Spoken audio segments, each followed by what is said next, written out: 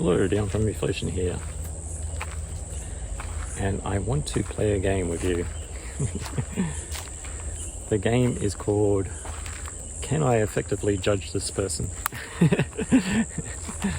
And there is a point to why I'm doing this, and I'm going to use myself as a guinea pig here for your judgment. Now, I have a sensation in my belly, and I'm going to call it the fire in my belly. And I want you to cast your judgment. I want you to cast your judgment on what that fire in the belly is. I'll give you a few seconds to think that over.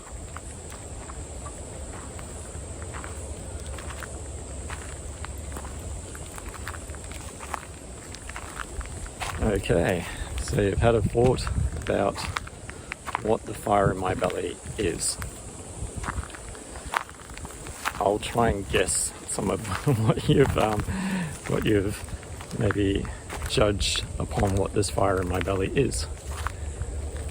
Now, I'm going to be going uphill, so I'm going to be a bit short of breath.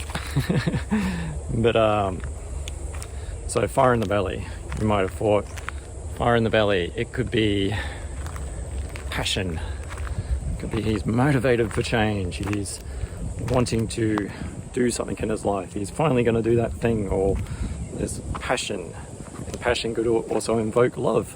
He's passionate about someone. He's wanting to approach that girl. He's wanting to do that thing. He's finally done it, sort of thing. There's passion. There's fire in the belly. Fire in the belly could also be like with Kalabati breath, the breath of fire. It could be a fire in the belly. He's feeling fiery.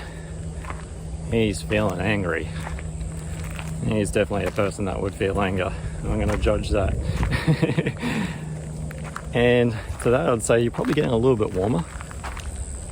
But unfortunately, if you followed that path a bit too far down the anger trail, it'll go a bit cold. Because it's not quite anger. You could also say, what is he angry at? He's probably angry at everything. He's an angry person. But what other things could you judge me on? I'm a guinea pig here, so feel free to judge. Could have eaten some spicy food, that's another thing. Could have indigestion, little reflux.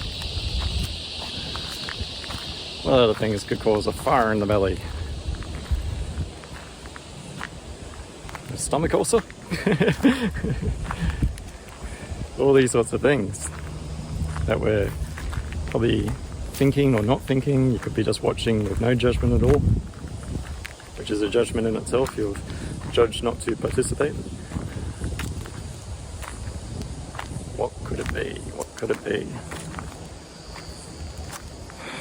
Well, in order to explain, you have to go on a journey.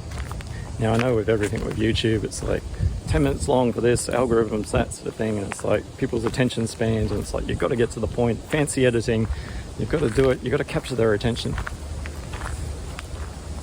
But to do so negates the experience, negates the journey, negates how it got to be that feeling in my stomach.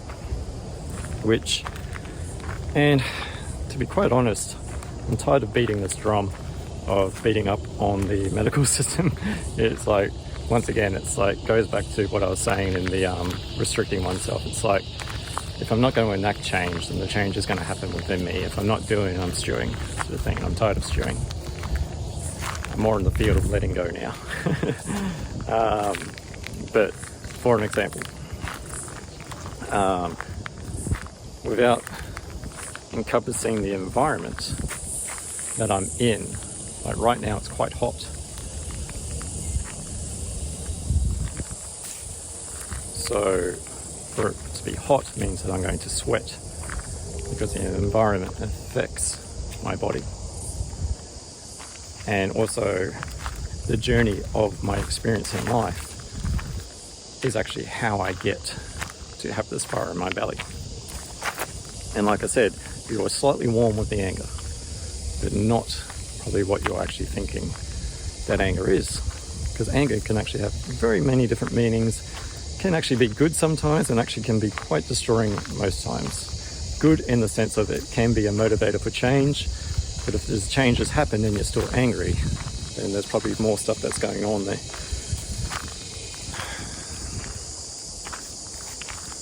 Now, the experience of my life, the feeling in my stomach is a feeling of repression. And my experience to actually get that has been a sense of loss of, well, what you would say a loss or a corrupting of identity. And I say corrupting because my identity was always there. It's just, it was in the environment that it was in, told to be many different things that it wasn't. For example, all the misdiagnoses that I had from the mental health community, which actually became my identity for quite some time. Like, I had the identity, I took on the persona of a schizoaffective, of an epileptic, until all was, by the same science, once again, proven not to be true. Even re-diagnosed by the same people that diagnosed me, sort of thing. So, but with that, I more want to focus on, that was my identity, that's how I identified. And with everything of that, of course, comes the medication, which affects the body, both the effects and the side effects.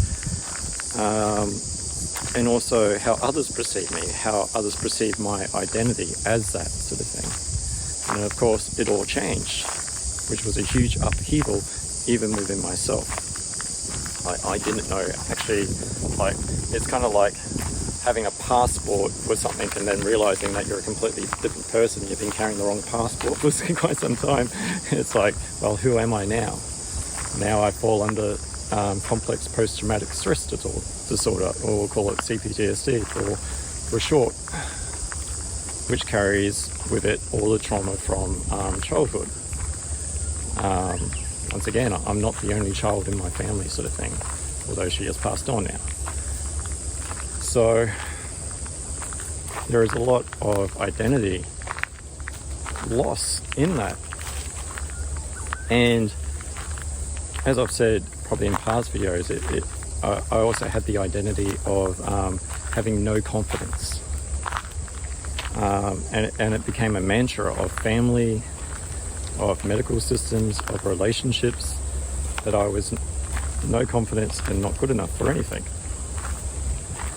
So we're having two things here. We're having a loss of identity, or a change of identity, and also a beat up of that identity, an abuse, let's just call it what it is, of, even though I had these things, I was still not even good enough in those things. Like, it wasn't being nurtured of, like, how do we get you to a state of wellness. Now, that sense of not having any confidence, of not being good enough, and actually I'll add to that actually the educational system, because it is in my school reports as well, that, you know, you get, it's kind of like, well, I was going to be metaphorical, but let's just be straightforward. It's having a young child always being told they're not good enough, always being told that, you know, that there's something different, that there's something wrong with them. And through that, there's also, like, I'll bring in the INFJ stuff, which is not a diagnosis of all, it's just a way of understanding oneself, I see it, which more probably explained a lot of my stuff, along with the CPTSD of my identity. But with all these things, with the INFJ stuff, it's like, it made sense why I started to see patterns and things, or why I saw patterns and things rather, why I was so receptive to emotions around me. But so too could be said that about CPTSD. You can be hypersensitive to things. You can be hypervigilant in a lot of things, which do correlate to some of the stuff that I do see in the INFJ stuff. So yes, I am looking at that. And then you have your identity through work sort of thing, the support work and that. And with the support work, it's like through like my recent somatic experiencing appointment, I identified that some of this was going back to childhood, like the sense of guilt, not letting people down, of like not letting clients down if I'm not there anymore. And that's what the sense of guilt, that was my drive, my purpose sometimes, was not letting others down. But if I'm focused on other people, then the focus is not on myself. But I'm also a weird person that spends a lot of time thinking on their own faults and working out how to navigate through life a bit easier. So when you've got a kind of a loss of identity, or a beat up of identity, or a change of identity, it does, you struggle to find a sense of self. But that said, it's like, I kind of have always had a sense of self. It's just, it's kind of like driving in a direction, but you know you're a good driver, you just don't know where you're going yet. But you are heading in a general direction. And this sense of identity, if tried to be expressed in any way, if tried to find its voice, to express itself, to maybe say it has some valid opinions on things, has some valid advice on things, and if it's continually shut down, if it's continually told that it's not good enough, it's continually told that it's because you're crazy, or there's mental health, or being related to family members, stuff like that, then what tends to happen is a repression, a stuffing down of anger, of not being heard, of not being seen, of not being validated, of your sense of self not being good enough. So this feeling in my stomach is a sense of like just wanting to scream out to the world that it wasn't fair. It wasn't fair what happened to me. It wasn't fair that my identity was just corrupted in so many different ways. And it wasn't fair that I had to go through so much alone and suffer alone.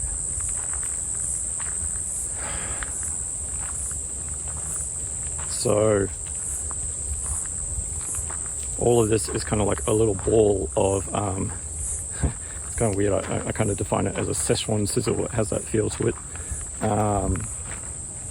of just like, hey, I am good enough. Which through a lot of this therapy that I'm doing, I am discovering that I am.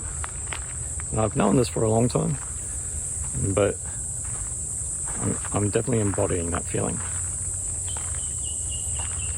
So with the judgment sort of thing, it's like, that's why it's good not to judge a good book by its cover, or even attempt to know what is going on with other people's lives and that.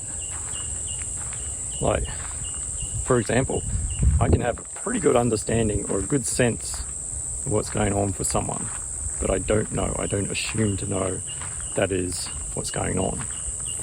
It's just probably based on a lot of my survival experiences.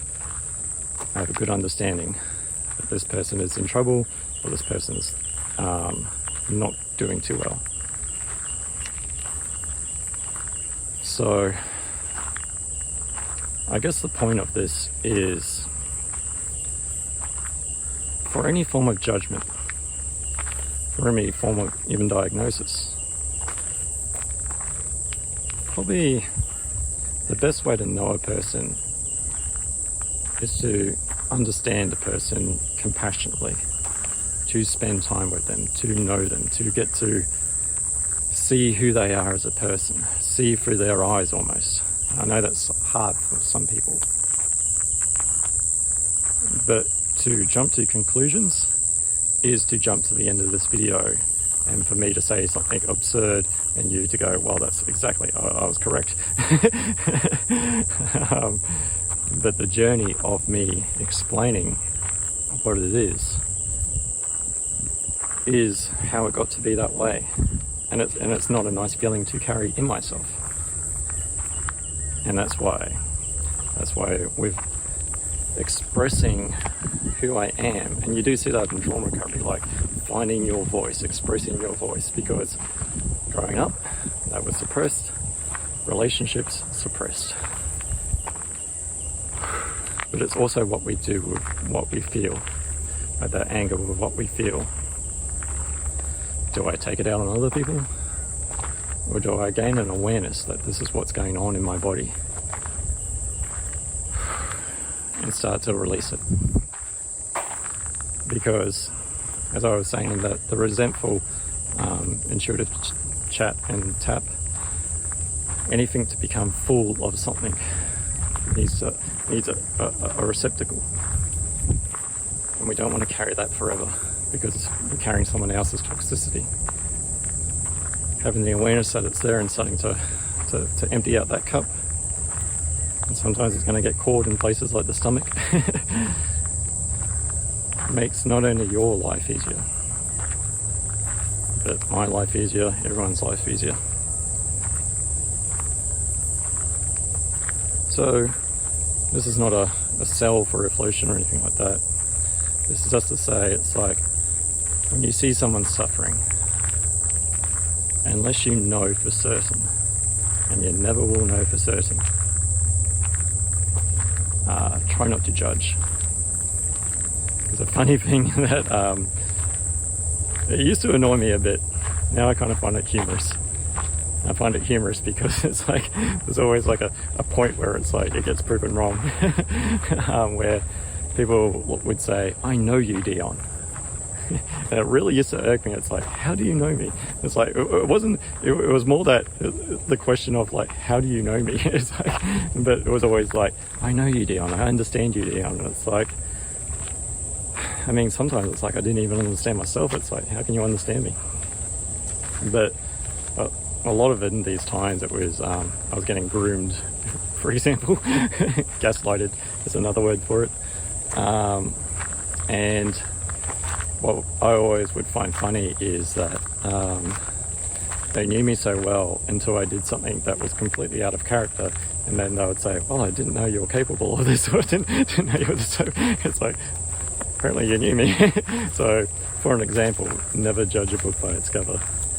Try to understand the book, delve a bit deeper, take the time to read the novel, to go on the journey. Because if you don't, you're going to just jump to certain parts in the book, get fixated on certain words, and that's going to be your definition of a book. Like a poor student that's not read a book and given a poor summary of a person. Take the time, take the understanding. Go on the journey with someone. Because even a recovery journey is a journey. It's not A to Z in one step. The journey of 1,000 miles begins with a single step. That's 1,000 miles. It's not one step to get to the end. And sometimes the journey is what makes the experience so much more fun. Makes it more enjoyable. It's not enjoyable to have this feeling in my chest, but I know it's not a forever thing. And once it's gone, hopefully it doesn't return with the intensity that it is now. So be patient with each other, be patient with yourself. Try not to get attached too much to the meaning of these thoughts and feelings that go through the body. It's not how it got there that we're interested in. It's how we let it go. So I'm Dion from Eflowtion. I'll catch you in the next one.